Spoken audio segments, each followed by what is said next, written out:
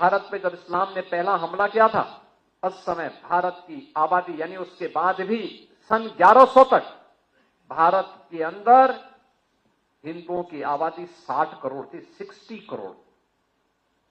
और 1947 में जब ये देश आजाद हुआ, उस समय हिंदुओं की आबादी रह गई थी मात्र 30 करोड़।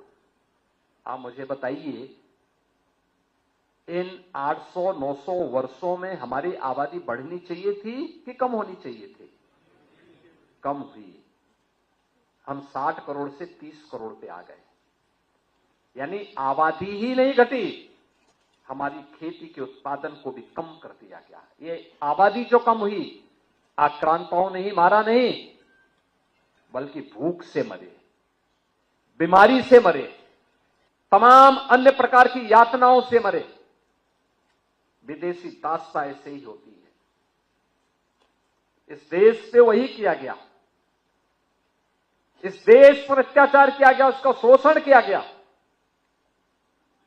और जिस भारत में 300 वर्ष पहले आधी से कम आबादी खेती पर निर्भर करती थी, आधी से अधिक आबादी उद्योग धंधों में लिप्त थी, बड़े उद्योग नहीं, यहां पे कल कारखाने थे, लघु सीमांत और लघु और कुटीर उद्योगों का एक जाल फैला हुआ था।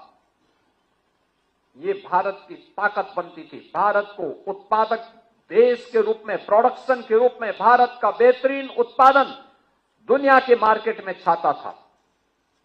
दुनिया का व्यापारी यहां आता था, यहां से लेके जाता था, यहां से व्यापारियों का काफला अपना सामान पहुंचाता था। क्या नहीं था भारत के पास? सब कुछ तो था।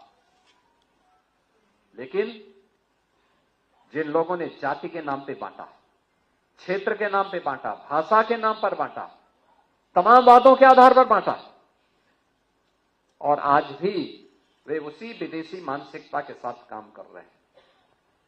समाज को विभाजित कर रहे हैं, विभाजन कर रहे हैं, बांट रहे हैं, काट रहे हैं। वे लोग इस स्वदेशी अभियान में भी तमाम प्रकार की उंगलियां उठाएंगे।